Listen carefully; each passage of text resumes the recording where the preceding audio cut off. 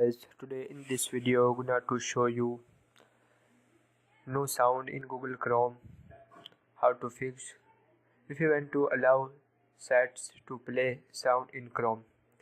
So guys, really simple. Firstly open Chrome browser.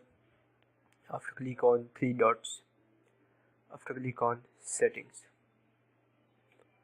and here scroll down,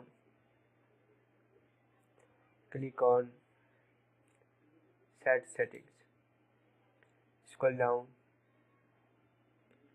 and click on additional contact settings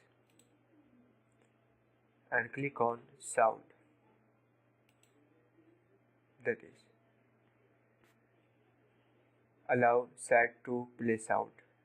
So this is toggle on position, and if you want to disable, so toggle off position, and if you want to allow play sound, so toggle on position.